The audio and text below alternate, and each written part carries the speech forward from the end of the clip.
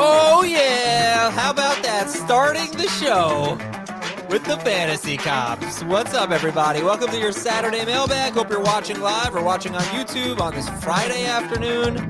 Adam Azer and Dan Schneier answering your Apple Podcast questions and your emails at fantasyfootball@cbsi.com. Leave us a 5-star Apple Podcast review. Dan, I've got, I think, an egregious Fantasy Cops to start the show. Boy. Ready? Yeah, Good? let's do it. Let's Usually we save the best for last. Let's hear it.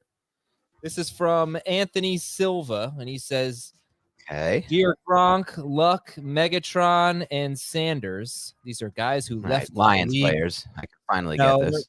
They're not. Oh, no, Andrew Luck. Andrew Luck and Gronk. Just listen. He even put in parentheses guys who left the league early, okay? Early retirees, I guess we'd call them. A longtime league member is threatening to leave our Smitty City Fantasy Auction League because the draft is on his wedding anniversary. He got married the last weekend of August, which is very inconvenient for fantasy. We have accommodated him for years, but multiple people are flying in, so the draft date can't be changed. He has until Saturday to either designate a proxy, quit the league, or we are kicking him out. Is this too harsh? Is fantasy more important than friendship? Please give us your advice. This is an interesting one, Adam, because I feel like this has gone over in my league every single offseason. We have an unbelievably hard time figuring out a draft date, and we never hit a Saturday. We're lucky to get a Sunday, and for us, it's still a live draft for most of us because we still live in the Jersey area with like 3 call-ins. And now there were weddings like every summer, and so like we always had a problem. But I will say this. And now this is a similar situation to one league member of mine who has his wife's birthday on the weekend we like to do the draft, and he calls in every time. Can he just call in for this? Because we do call-ins, but I guess this is like a situation where he needs the whole day to himself with his wife. So yeah, I think he just has to find a proxy. That's the fair thing to do. We've done that in the past. We've had proxies. One time a proxy won the league for us. Like a proxy came in, drafted for someone, and then they won the league. Yeah, find a proxy. But the other thing I'd say is anniversaries, to me anyway, they rank pretty low on the list of things that you like his wife, I think, should just let him go to the draft. The anniversary. Does your wife listen to the podcast, Adam? I don't think she would care that much, honestly. Does she listen to the pod though? No. But Okay. I don't think she would care. A birthday, I would never miss my wife's birthday if I didn't have to. But anniversaries, like, okay, whatever. I mean, you don't even know about other people's anniversaries. It's not like a date that people have circled. They're posting on your Facebook wall or something like that. It's just this take's gonna get me in some hot water for sure. But for me, I mean, apparently not, because your wife apparently doesn't listen to the pod, which is news to me and also very devastating to hear. I wonder how other people feel about that. But of all the things that we celebrate, okay, 5th anniversary, 10th anniversary, something significant, sure, but just an anniversary, it's not, I don't know, it's not that, to me, it's not really that big of a deal. This is gonna get you killed. Yeah, good old Adam, says one commenter, he's a classy man. But one person making good points, the other guy says. Yeah, it's not worth like leaving the league, but if you can never make the draft, then you can't be part of the league. So you got to do something. You got designate. It can't be a one-time solution is a proxy, but that can't keep happening. Right. That's Fantasy Cops for you. That's me. Oh, I'm really regretting this. I don't know if that was a mistake. I'm not worried about my wife. She won't care. It's audience members that are going to be mad at me that I'm worried about. More importantly, Dan, I was talking to your parents the other day. They wanted me to ask you, when are you going to get married? That's going to happen not anytime soon. Come on, man. You're getting up there. You got to settle down. Yeah. Do you have to? You deserve it, Dan. All right, just don't get married in August. Adam playing therapist today for me. We've got our draft-a-thon. It's August 30th from 4 to 10 p.m. Eastern. It's going to be a live stream with no commercials. Can I host 6 straight hours without a bathroom break? I doubt it, but I will try. But more importantly, we're going to be raising money for St. Jude, not just that night, but the entire month of August. Go to tinyurl.com/FFT donate and see all the things that we have available on that page right now. You can get into mock drafts. You can have private Zoom calls with our talent. You can have spots on this podcast. You can be on FFT. Go to tinyurl.com/FFT donate. Let's see. Guest appearance on FFT right now. By the way, all proceeds go to St. Jude. All 100% of proceeds go to St. Jude. Exactly. So this is a great cause. We raised $22,000 with the FFT Open, but that's just a fraction of what we want to raise. So, help us out. We also have live streams every Tuesday night, YouTube exclusive, youtube.com/fantasyfootball today. And these are great because you might have a non-PPR mock draft coming up or a super flex mock draft coming up. And all of these live streams are different format mock drafts. And if we don't talk about it enough on our show, head over to our YouTube channel, watch a live stream, check out the draft board and all the analysis, youtube.com/fantasyfootball today. All right, let's go through the news and notes, and then we'll do the emails and Apple Podcast questions. There's still no timetable for Jonathan Taylor's return, but head coach Shane Steichen is hopeful that he'll be back with the team soon. Anything you want to say about Jonathan Taylor? When would you take him, Dan? I just finally put together my tiers for the first time this offseason, and I know some people have been asking about them, so I'll probably try to release them on, I guess, Twitter or something, because I can't put them up on the site.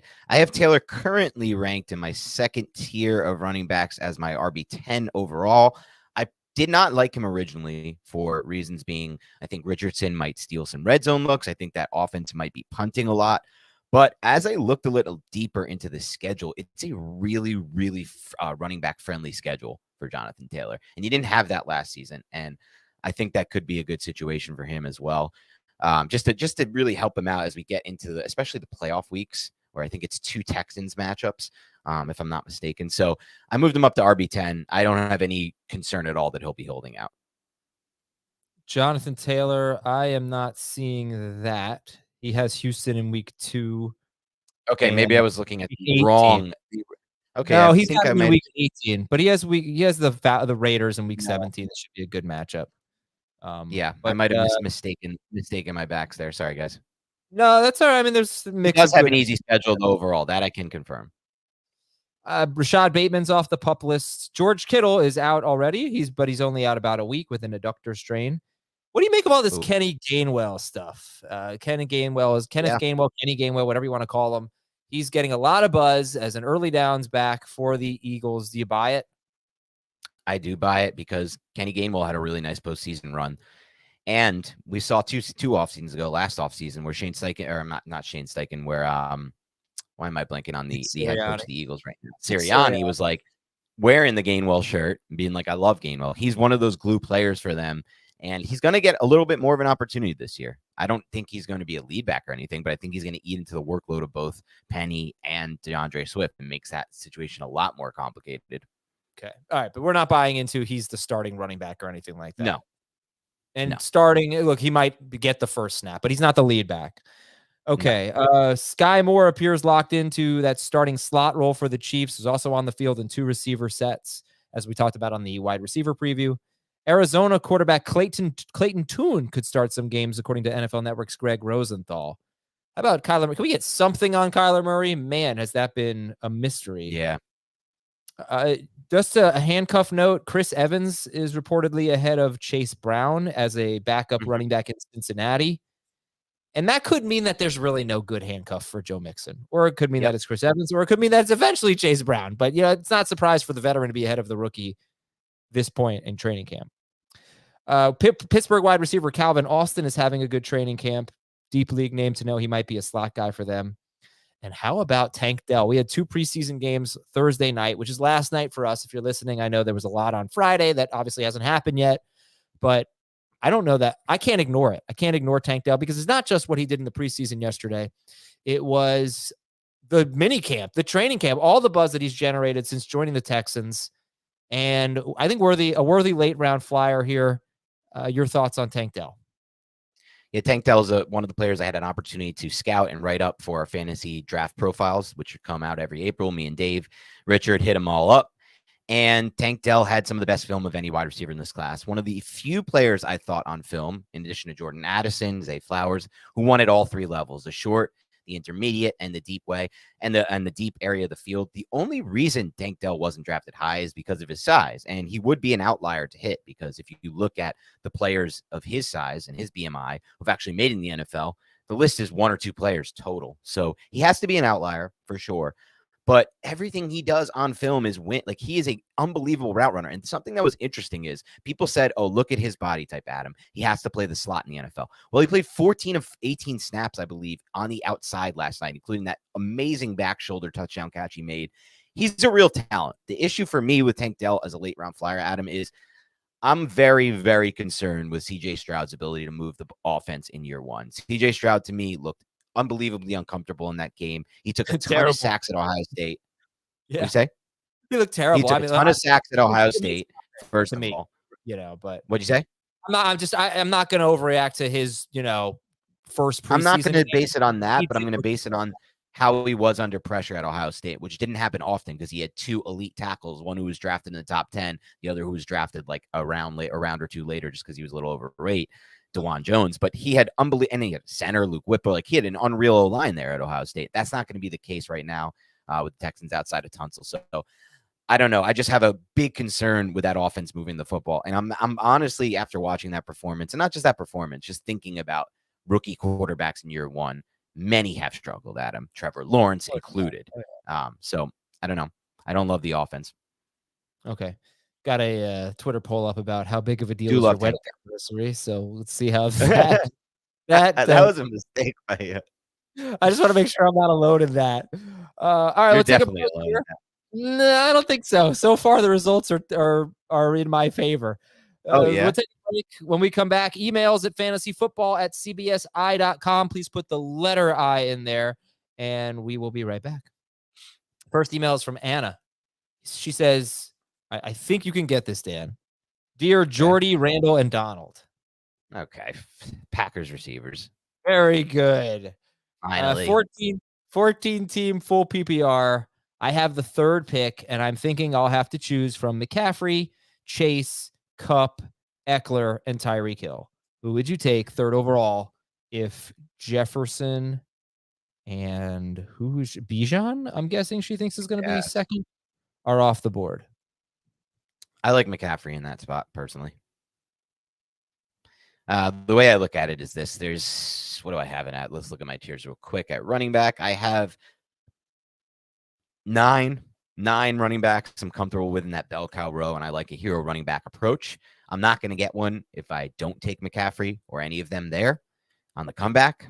So instead, I'll take one here, and I'll load up at receiver with my 2nd and 3rd round picks.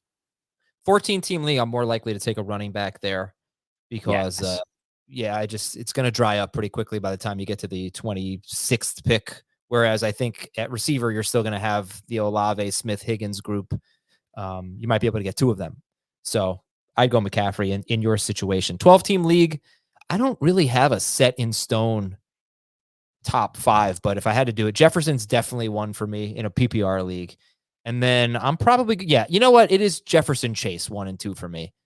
I had Eckler as RB1. After the RB preview, I think I'm going to just go back to McCaffrey. I feel like I'm getting a little bit too cute, especially since the main point against McCaffrey is the presence of Elijah Mitchell, which is hardly ever there. So I'll go. Can I give you an interesting stat, Adam? Yeah. And this doesn't really impact my draft strategy because I'm not personally trying to find the best player in fantasy with my 1st round pick. I go for the opposite route. I've discussed this on the podcast before. I like to not lose in round 1. Other people go for the gusto, try to win. Listen to this. Justin Jefferson, kind of the consensus number 1 overall. If Justin Jefferson does finish as the number 1 overall player in fantasy this year, he will become just the 6th wide receiver since, and this is courtesy of our stats team. He will become the 6th wide receiver since 1970 merger to lead all non-QBs in PPR fantasy points. And he would become just the 3rd wide receiver since 1970 merger to lead all non-QBs in non-PPR points. Just think about that. This is, if you're going for the best player overall, it's not likely to be a wide receiver. It's almost always going to be a running back. Touchdowns, I think, are the big reason for that. But just keep in mind, it happened 2 seasons ago with Cooper Kupp. Yeah, that was one of the 6 since 1970. Yeah, I know. It's tough. I just wish I wish McCaffrey and Eckler If you didn't have. get, I know, if they had more of a bell cow row. Well, Eckler should. No, it's not that. They just have Okay. some question marks. Jefferson doesn't. So I Yeah, don't. and that's the reason. I think Jefferson is the I don't want to lose. Right. And that's good because that's what I'm doing too. Yeah. But I'm just saying, if you're going for the gusto and you want to go balls to the wall, I want first place, I don't care, then you might want to take a chance on one of these running backs. I kind of agree with you. I just wish one of them didn't have as much warts. Honestly, the one who I think has the best chance to finish 1-1 might be Bijan. Oh, I love it. I can't do it in full PPR. I think Eckler and McCaffrey are going to crush them in catches, but in half they or will not. crush them in catches. All right, let's go to our next email. It is Mike Tavares. He says, even the guys were, okay. He said, I listened to the wide receiver preview, and even though the guys were joking on Adam for Azer statting the top 5 wide receivers, I thought it was interesting how Chase seemed less dominant than the other 4 in the top 5. Does the consensus feel that he is going to take a third-year leap, leading to his top 2 wide receiver ranking? Is that maybe the consensus feels the way? I'm not sure. I'll tell you how I feel about why I have him as my wide receiver 2 overall. The reason I have him there is simple NFL schematics. I've talked about this before. There's no way to play Joe Burrow and Patrick Mahomes anymore outside of 2 high shells. You cannot play man coverage with 1 safety over the top. So what happens in these 2 high shell looks with split safeties is wide receivers have to win press man on the outside. And Jamar Chase is better than almost every wide receiver, at least according to Matt Harmon, who charts these receivers, reception, at beating press man coverage on the outside. And the rapport he has with Joe Burrow is as good as anyone in the NFL right now, I would say, with the exception of maybe Mahomes and Travis Kelce at this point in time. So he could hit the back shoulder, he could hit the vertical go ball, maybe some in breakers, but either way, I just find their connection a little more unbeatable to me than, let's say, Tyreek Hill and Tua, who I don't know if Tua is going to play out the whole season, or Stephon Diggs and Josh Allen, who don't really have that same thing going on right now, in my opinion, at least, or didn't last year. And then maybe even CeeDee Lamb and Dak Prescott. Well, now that's another situation where I think we're not going to see the same, especially because Lamb plays inside on the slot. So I just feel like Jamar Chase has the best situation when it comes to rapport with the quarterback already built in, the system in place, where I just think he's going to have a lot of nice outside looks. Okay. This is from Josh. He says, hey, Mike, Henrik, and Igor. Okay. I feel like something's Rangers goalies. Okay. They're just goalies. Yeah. Mike Richter. Heinrich Lundqvist. I just think of Heinrich Lundqvist. It's the only Heinrich I know. Mm-hmm. And I think Igor's a goalie. Yeah, definitely. 10-team PPR super flex. Any clue about hockey? Kind of a dynasty startup. It's super flex. Not sure if you would call it dynasty or keeper. We have a 22-man roster and 12 keepers. How would you go about this startup draft? Would you draft like a dynasty league where you keep your whole roster? What would you do differently? 100% draft this like a dynasty. Adam, I don't think baked burgers are that bad of a take, but I would use a grill or a stovetop first. I'll address both here. Let me address the first part, or the part that's more interesting to me. Baked burgers are a horrible take, okay? Why in the world would you want to dry out a burger by putting it in an oven? Have you ever had that? You don't dry it out. And how do you not dry it out? Because you don't. I mean, you don't dry. You put a lot of things. Someone explain that to me, because when I put grilled chicken on a stovetop or a grill versus when I put grilled chicken in an oven, there's a considerably drier taste coming out of the oven. Is that not the case for burgers? Obviously, I've never tried it, and I'm not going to be crazy enough to put a burger in an oven. I think I would agree it's drier, but it's not dried out. So it's just a drier version. Why would you ever want a drier burger, though? That's the question. It's easier. It's like, you know what it is? It's not the league winner. It's the safe pick. It's the Jefferson. No, that's not a safe pick, though. That's not a safe pick. Drying out a burger is not safe. You know what that is? That's Myles Gaskin in round 5. That's Mike Davis in round 4. Oh, remember when you did that? I'm just kidding. Right, remember he didn't actually do that. I don't know that I'd treat this as a dynasty startup. I mean, what's the point of taking? No, you have.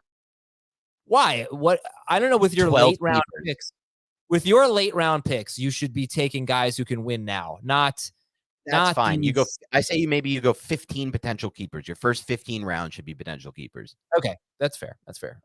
All right, we have a question from Andrew. My friends and I have created a Steal League. This will be our 4th season. Basic rules are if you win your weekly matchup, you get to steal a player from your opponent. You give a player from your team, but it has to be the same position. Running back for running back, tight end for tight end, etc. There is only a 2-player bench in this league. By the end of the season, there are usually 2 stacked teams, but crazy things have happened where the last place team won and they went on a roll to win it all. It becomes everyone's favorite league. What do you think? You win a matchup, you swap player, you steal a player from that team you beat, and you have to swap the positions, and you get a 2-man bench. You like it? Not really. I'm gonna be honest. It just seems very gimmicky to me. I get it. Like okay. I like it if I have other leagues that are competitive. If this is my only league and we switch to this format, I don't like it. I also think the buy-in should be pretty low for a league like this, just for fun almost, or throw a little bit in, buy something interesting but not crazy, because it's adding a ton of variance to to fantasy football. There's already enough variance in this game, and we're adding even more variance. This one is from Saeed. Hello, Hawkeye, BJ, Frank, and Trapper. When you hear the name Saeed, by the way, Adam, do you think of a TV show? Because I do. No. What do you think of? Did you ever see Lost? No. Okay, that's what I think of Saeed. There was a character named Saeed in Lost. You can't believe you never saw Lost. It's a classic. Yeah, I don't know. I'm not interested. Horrific ending. One of the worst endings in TV history. And by ending, I mean the entire final season. In my home league, I have the number 2 pick. This is half PPR, 2 receivers, and a flex, 12 teams. I already know the first pick is going to be McCaffrey. This league values running backs a lot more than most, so I expect more running backs to be gone by the time I'm picking again at the end of round 2. Should I change anything in my strategy or go with Justin Jefferson second overall? I would go with Justin Jefferson second overall. I would also look at this as an opportunity to kind of flash back to the 2015, 2016 time of fantasy football when wow, why am I blanking on his name right now? I can't believe I did this. Sean Siegel created the zero RB approach, and essentially the reason he was able to win the FFP, it was one of the high stakes leagues, is because of his approach. And what it did is he zagged when others were zigging by taking all these receivers and just throwing late round dart throws on running back. I would use this as an opportunity to use that strategy. I would load up at receiver and then throw darts at running back late, or not late, but in the middle rounds, and throw multiple darts there.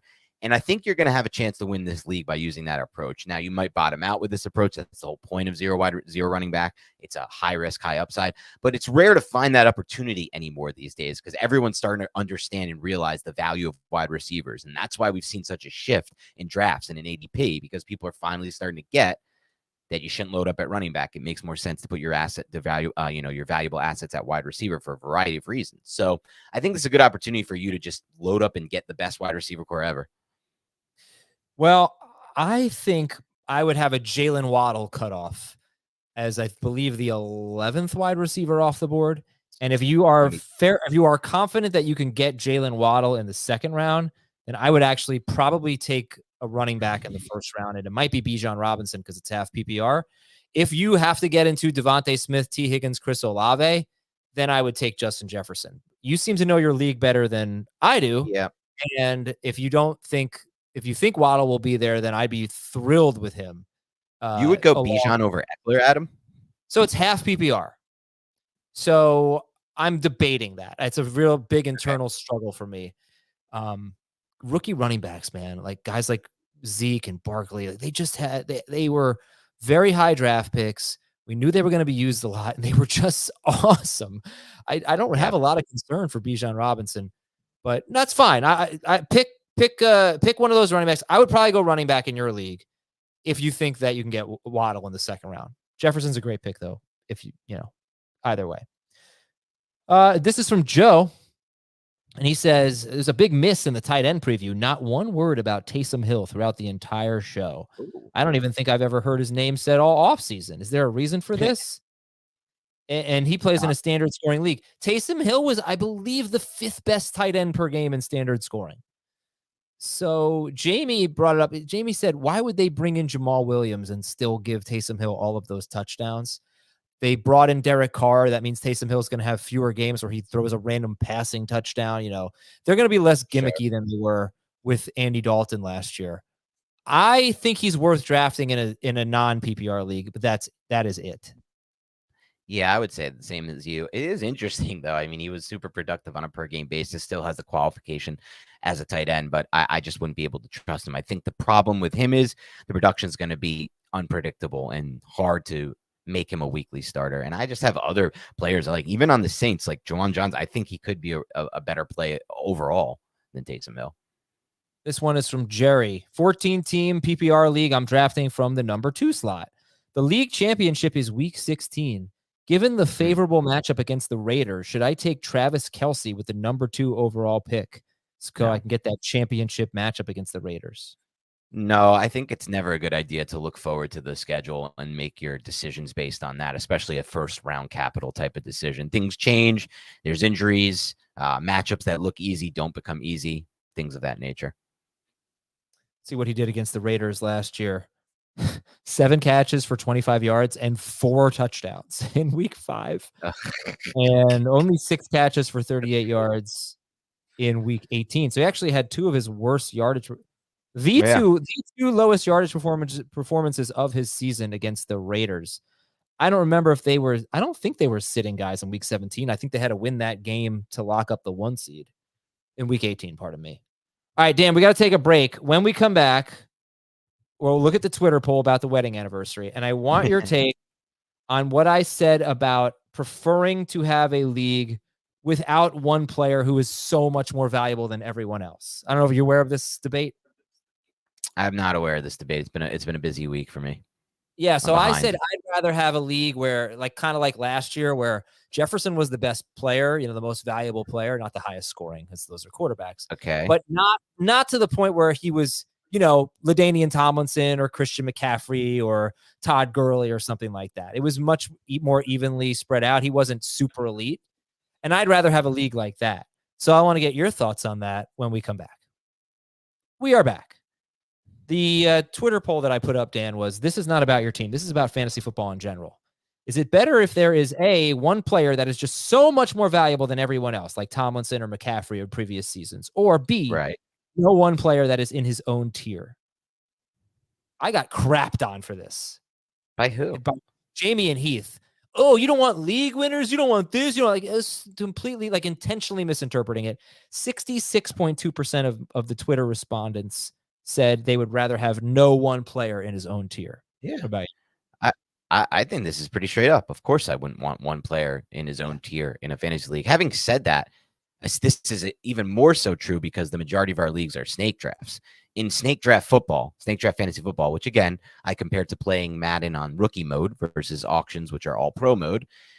It's completely unfair to have a player like McCaffrey or Tomlinson in snake drafts. No one has a chance at that player. In an auction where anyone could bid on them, that I'm more interested in because you could see you set the price. So he may go for 65, the next guy goes for 50. And now you have an interesting dynamic there where it's like, is it worth paying that extra 15 for that player? How much is it? And the league can determine that and decide it. In a snake draft where it's just random and somebody gets the first pick, of course I don't want that. So 100% pure mustard is the name of the YouTube comment. You hate mustard, Adam? That was Adam's worst take since hating on mustard.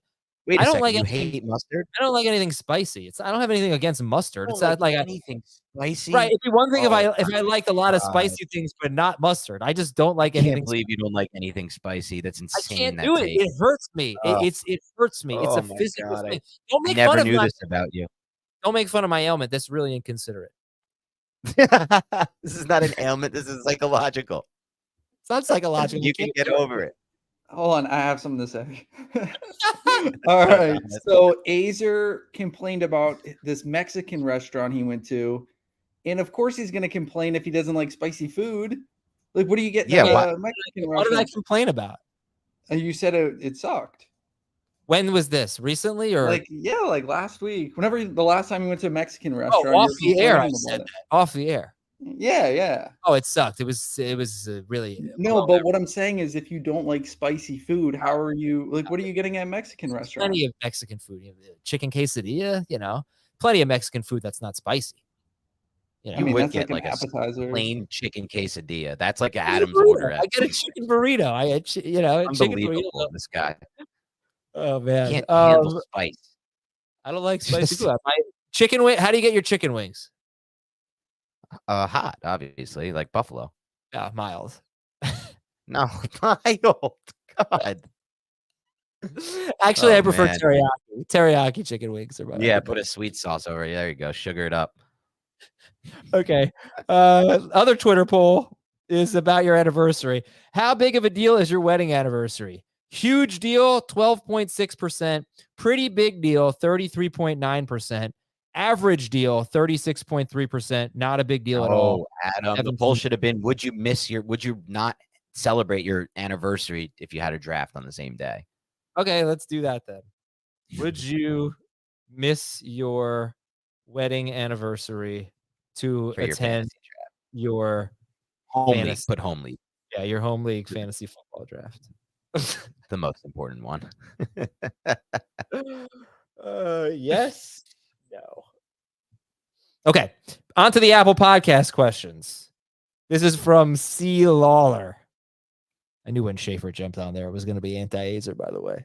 Dear Julio, Ty, Luis, and JP. I have no idea. Those feel like Dodgers. Julio, Ty, Luis, and JP. JP. No idea. Nope. Sorry. I'm in a super flex auction draft, 4-point per passing touchdown. Who would you target in an auction 4-point per passing touchdown league versus your 6-point ranks? Yeah, it doesn't change all that much for me specifically. There are a few guys I would move up. Like I'm looking at my QB tiers right now. In a 6-point, I might move up my tier that has the Dak, Cousins, Geno, Rodgers. But in a 4-point, I might move Daniel Jones a little more into that tier and maybe a few spots up. I might move Anthony Richardson a few spots up. I might move Deshaun Watson, who had surprisingly better rushing than I expected down the stretch last season, a few spots up. I might try to target Kyler Murray a little bit later, who I think you can get super cheap if you're drafting this weekend. And we still don't know when he'll come back, but that is kind of why you'll get him cheap. So players like that, I might move Burrow a spot or two down behind maybe a Fields and a Jackson, that type of thing. Yeah. Daniel Jones, did you see that? I know you saw. Actually, I think I saw you tweet it. That throw he made, that touchdown in the corner of the end zone. It was awesome, but it was practice. I know. It was just a great throw. We need to temper our expectations. I want to see those types of things in games, and then I'll get excited. All right, next question here. I am offering Olave and Ramondre Stevenson for Amon-Ra St. Brown and Miles Sanders. Do you think this is fair? No, I think it's a terrible trade for you. You'd rather have Olave and Ramondre? Of course. I think Olave is going to have it. I love what I'm seeing from Olave so far. I think he's going to have an amazing season. Not as good as Amon-Ra St. Brown's, but the drop-off from Ramondre Stevenson to Miles Sanders is going to be a big one, in my opinion. What are you laughing at? I said, would you miss your wedding anniversary to attend your home league fantasy football draft? And someone wrote back, you had me at wedding. Would you miss your wedding? By the way, so far, 7 votes. 6 of them say yes, they would miss their anniversary. We'll keep an eye on it, folks. Okay. By the way, you say you love what you've seen from Olave. He's not a player I've heard a ton about so far in training camp. What have you seen or heard about Olave? Just been listening to Derek Carr talked about him today, about how he ran a route today that Carr basically said for a second-year receiver to understand where I wanted him to break on that route. I think it was an option route to get away from Tyrann Mathieu cutting to intercept it. He's like, I haven't seen that type of thing from a second-year receiver. And that's kind of what we saw last season with Olave. It's just immediate explosion, burst off the line of scrimmage that leads to him getting vertical fast. He can win in the vertical game. Obviously, we saw the air yards last year, but I think that he also has that unique ability to stop and start and to get in and out of breaks at the top of his route.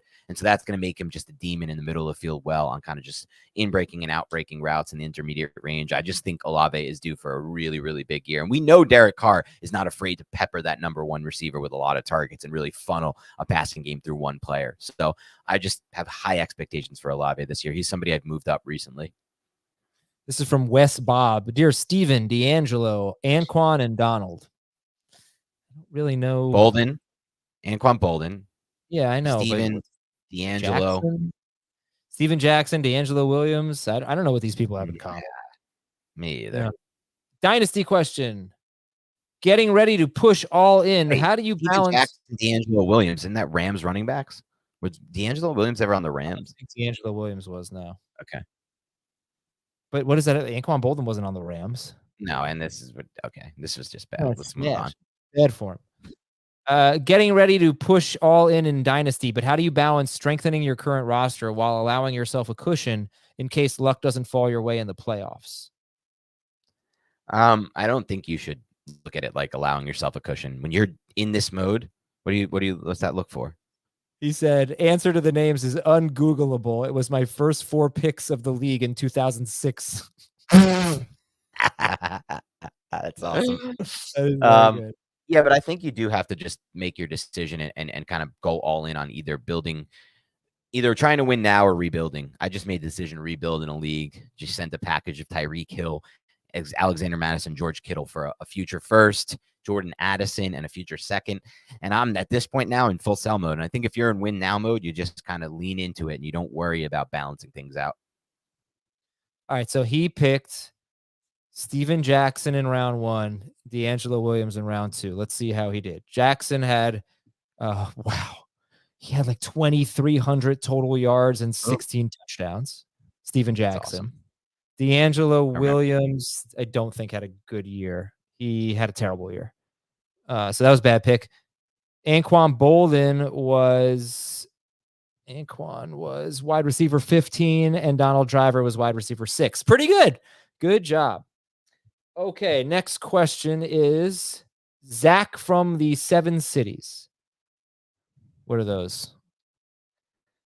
No, are those the Game of Thrones? No, 7 no.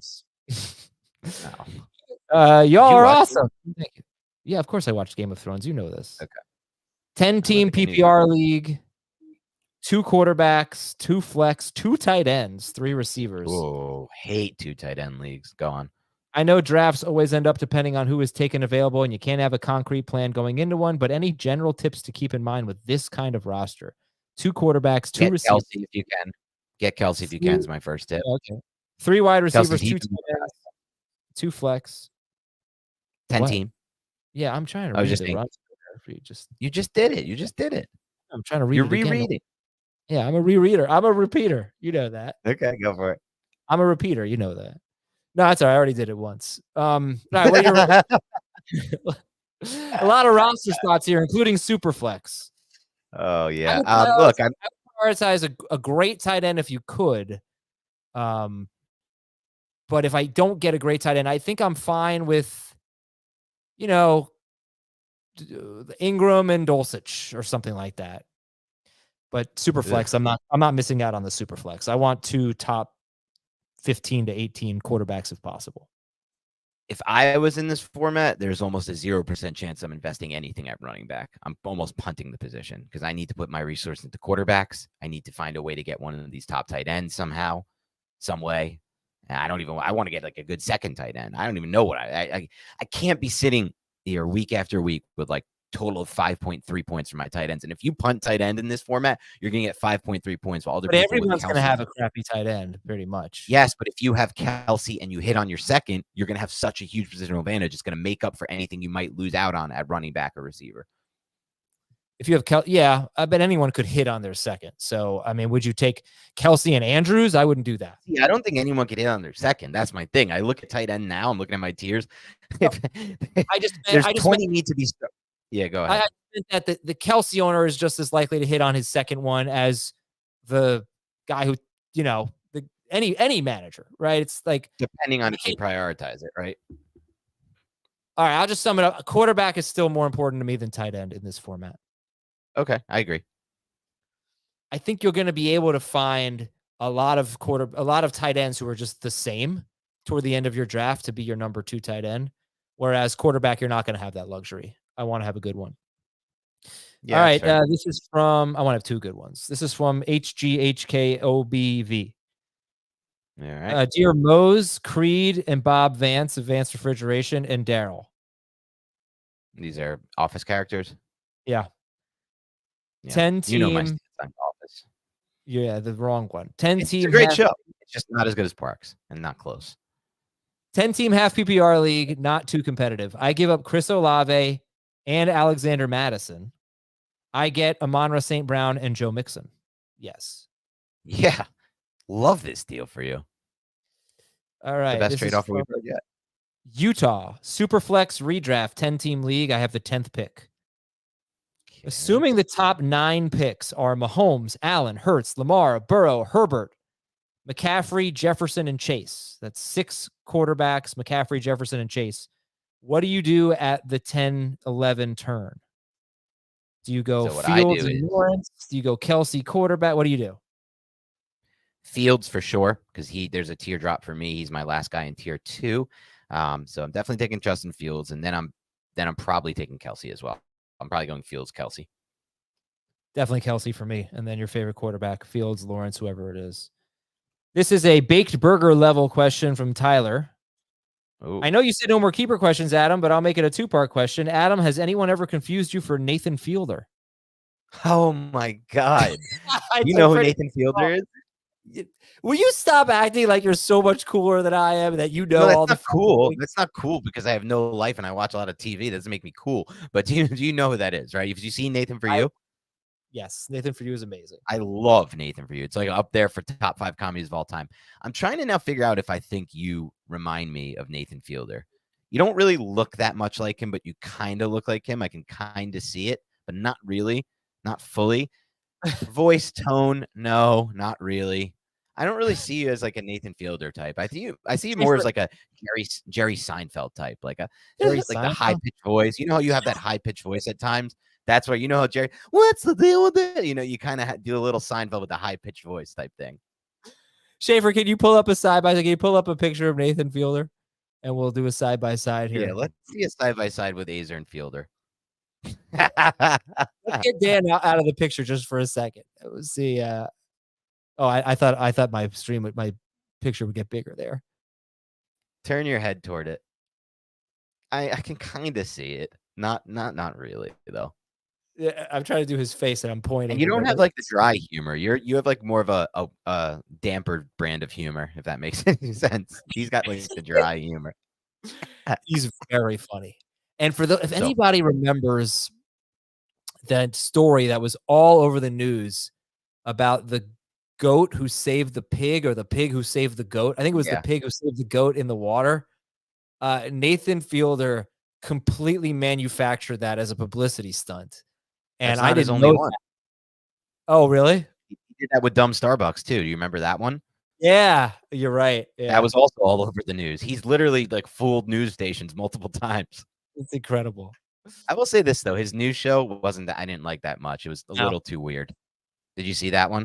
I watched only one episode. I didn't love it. Okay. Even without loving it, there's some moments where I cracked up. But last thing, my favorite thing from that show was the pizza delivery, the pizza company or the pizza place where he said, we're going to do delivery and here's what we're going to do. We're going to tell everyone that we're going to deliver in 5 minutes. And if we don't get there on time, you get a free pizza. And the guy's like, oh, no, yeah, you got a free pizza. And the guy's like, I can't do that. He's like, don't worry. The pizza's going to be this big. It was the size of not even a basketball. It was like the size of a little kid. That one was so good because some of his pranks don't land as well with the public as the others. That one landed so well. The people got so angry when they received that little pizza. They were so pissed off. Just brilliant. Okay, sorry. Back to the show. Yeah. Would you rather have Tony Pollard in the 8th or Ken Walker in the 10th? Pollard. Easy. Really easy.